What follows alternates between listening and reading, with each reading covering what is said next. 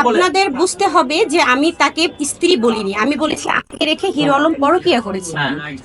আরে আপনার পাশে তো সে বলতেছে তার স্ত্রী।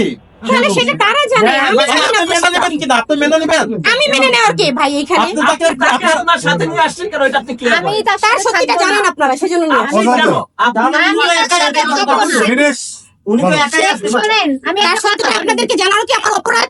নিশ্চয় অপরাধ। আরে কি হিরো আলমের উপরে আপনার কোনো গোপনীয়তা আছে সেটা ঢাকার জন্য না এখানে কোনো আমি ভাইয়া আমার কোনো গোপনীয়তা থাকলে আপনারা বের করেন। আপনি ইতিমধ্যেই বললেন স্টিল নাও হিরো আলম আপনার এখনো স্বামী, তাহলে হিরো আলম আপনার স্বামী হিসাবে আপনাকে সে গাইডলাইন দিতে পারে, আপনি তার সাথে ভিডিও বানাবেন না। আপনি কি আপনার স্বামীকে অনুগত করেন না নাকি? না আপনার স্বামীর কথা মানেন না, কোনটা? না স্বামী তো এখন তার সাথে তো আমার ঝগড়া, আমার তো ঝগড়া হবে না।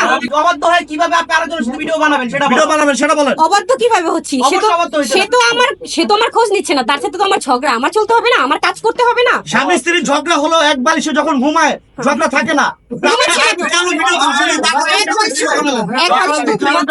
কিভাবে কোনটার ভয়ের সাথে হিরো আলম নিজেকে মানে হিরো আলম ওনাকে বলছে যে আমার সাথে কাজ করার জন্য, এর জন্য আমি কাজ করছি। আমার কাছে এভিডেন্স আছে, আমি কোনো মিথ্যা কথা বলি না ভাই। ভাই হিরো আলম না স্বীকার করতে পারে না। হিরো আলম তো সবই না স্বীকার করে। হিরো আলম শুনেন, একটা হাদিস আছে না, 4টা বিয়ে করে, হিরো আলম সেটা মোবাইলে হিরো আলম করেন না তো আপনারা, আপনারাই মারছেন। হিরো আলমের চরিত্র আপনি হিরো আলমের ভিডিও নাই।